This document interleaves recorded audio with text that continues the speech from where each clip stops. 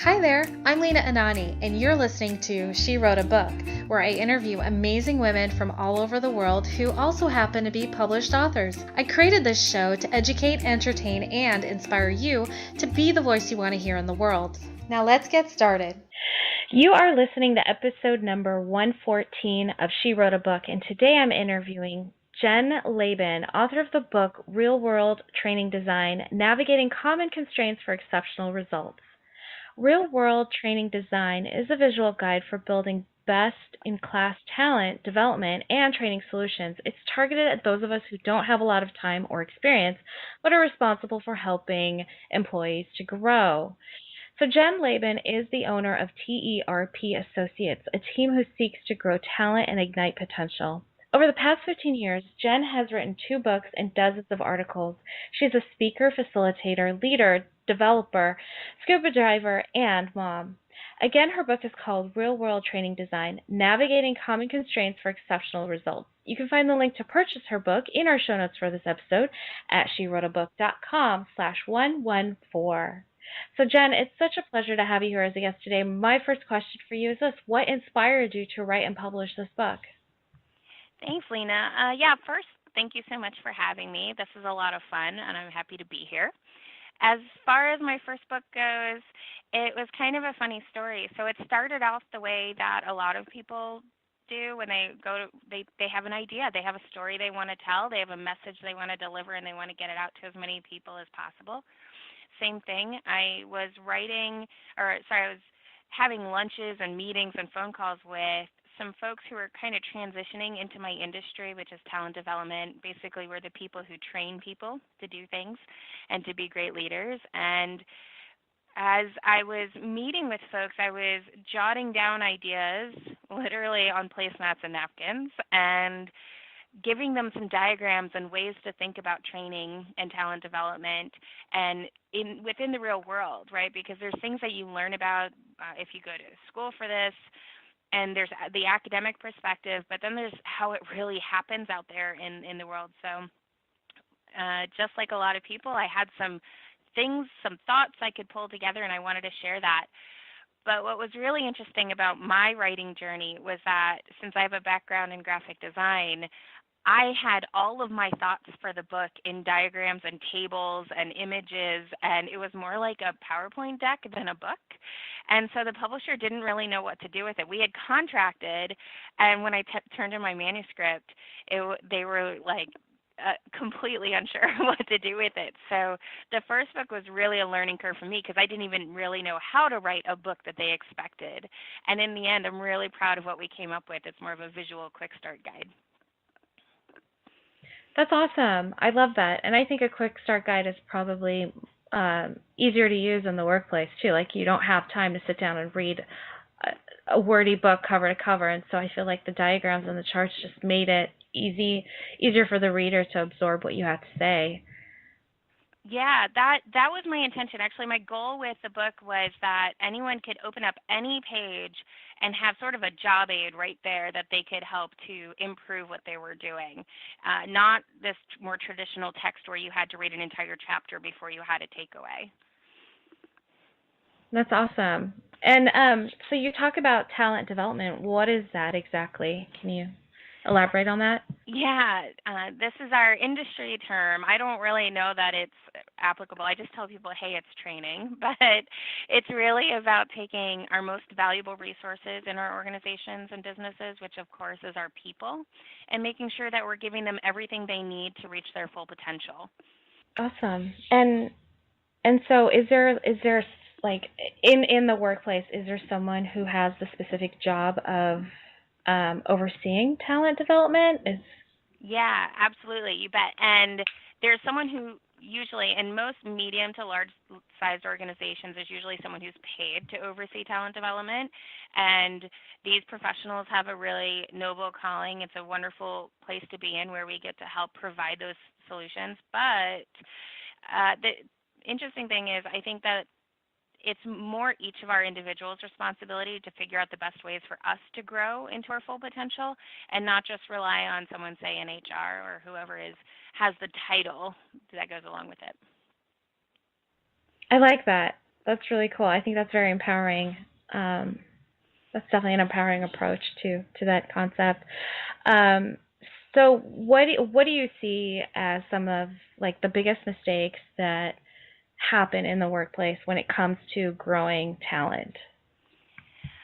Yeah, I work with a lot of different organizations across many different industries, and the common things that I see are that organizations, when they start to realize they need to invest in their talent, they need people to be more productive or more engaged, or we need to retain more people, they turn to these tried and true methods. And to me, that's a really huge mistake, is to first stick with what's comfortable, to kind of take the easy way out or the fast way out, or the cheapest way out, which is, okay, let's stick everyone in a classroom and talk at them for 3 days, instead of diving deep into the solutions that will be most impactful for the talent. So that's one thing, is starting to get our partners to think outside of the box as far as outside of the classroom and how we can develop our talent. We'd like to see a lot more mentoring going on out there in the world, a lot more self-seeking, especially the millennial generation is very prone to taking ownership over their own learning experience. So we want to see more of that. And then the other big mistake, and I kind of mentioned it already, is leaving it up to HR, right? So there are people who it's their job to provide training, so let them do it. And that's a really big job. I was in an organization, a 5,000 person organization when I was before I had my own business.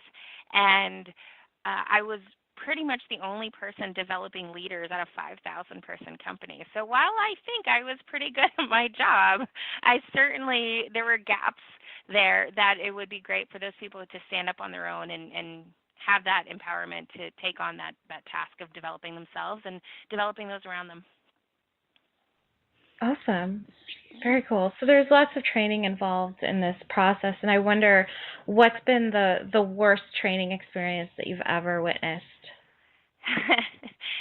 I I tend to kind of group a lot of them together into the situation where you walk into a training classroom and the person who is there to do the training, I hesitate to use the word facilitator or trainer because they're not. They're probably more an expert in whatever they have to talk about. It might be how to use a software application or how to read a P&L report, but they are an expert in that and certainly not in facilitating other people's learning. And what happens is people just get so disengaged, and it's a tremendous waste of time and resources. And worst of all, it kind of creates this ill will towards whatever the subject area was. So I've seen a lot of that. Okay, that does sound pretty bad. Um, what are your thoughts on like the fun team building stuff, like going out and adventures in the world versus like in classroom? I know you talked about it's not just like classroom training, but so like I'm thinking about a team building exercise that I did once with the company I was working for, and we went out and we did like zip lining, abseiling, like rock climbing, all kinds of like crazy adventure stuff. And I remember thinking like I don't understand what this has to do with work. What are your thoughts on that? Yeah. Purpose, expectations, and transparency. So I am actually all for those kind of team building events. At T.E.R.P Associates, we actually do a lot of that kind of work for our clients when that's what's necessary. We want to create stronger relationships within the team. We want to promote that kind of bonding, for lack of a better term. We do some of that work, and that's valuable work, but you need purpose, purpose and transparency and setting expectations, which means let's all agree on what the purpose of this is. If we say this is about team building, what does that look like, and why, and what is the result of that, and why is this going to be worth our collective time and investment? Set expectations. So if you're thrown onto a zip line and you're like, I don't know why I'm here, then yeah, that's kind of the result you're going to get. But if we talk about expectations, like during our time together today, we're going to be talking about how to work better together as a team, or whatever those expectations might be, so that people can really kind of bring themselves without any anxiety or without any preconceived notions into the situation. And then transparency. So why this event? Why now? Uh, like those team building things are great if just for building those relationships. You're certainly not going to learn a whole lot that's going to make your team better professionals or better at creating widgets or whatever it is that your team does. But if the team dynamics need work, then that's something to be transparent about, and then I'm in favor of those. As a rule, though, I really only recommend those kinds of situations when we're specifically working on team relationships, and that's it. Awesome. I love how you broke that down. Yeah, I think if I knew exactly why I was going into this and what to take out of it, I think I would have probably gained the value that leadership wanted us to take away from it. But it was fun. We definitely had fun. Yeah, there's value in fun, and certainly there's lots of training, with a capital T, that can be really fun. But we want both. We want people to have a good time. Actually, adults really learn best when they feel comfortable in their environment and they're having a good time.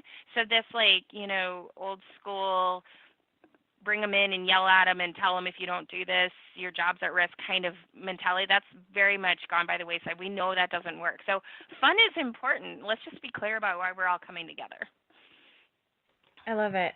I love that approach and that attitude. So Jenn, what do you love most about being an author? Well, first of all, I actually love and hate being an author. I don't know. I'm very open about I love writing. I'm just finished my second book, and I have plans for my third to be released next year. And I really love it because I do have a message that I really want to empower others with. And I do love opening up the conversation with people who either want to be an author or are just wondering about that one thing, and maybe my book can provide that one thing that they need in the moment. Love it. But I also tell people, for my personality type, my communication type, which is very fast-paced decision-making, not as much attention to detail, and execution-oriented, I'm very much an idea generator. It's a hard process to sit down and write, and then to sit down and copy edit. In my latest book, the first draft came back with 5,000 revisions in it. And so I just like to tell people out there who are considering the whole book process, know what you're getting into, because while I absolutely love it and I will do it, I plan to release at least 10 books. It's a love-hate relationship for sure. That's awesome. I think that's the first time anyone's ever said that on my show. Oh. It's a love-hate. But I get it. I can relate. I've written 4 books, and it is a love-hate relationship, but it's more of a love. More of a love than a hate, but it is the editing that sometimes does bog you down and you lose that momentum. So Jenn, thank you so much for being our special guest today. We will have a link to your book in the show notes for this episode, and our listeners can find that at SheWroteABook.com/114 to learn more about our author and her awesome book. So thanks again, Jenn. Thank you so much, Lena. I enjoyed it. Thank you for listening to She Wrote a Book. If you enjoyed this episode, then subscribe now so you can automatically get access to all new episodes, and feel free to share your inspired thoughts with us in the comments too. I'd love to hear from you. Until then, may you always feel good and make magic.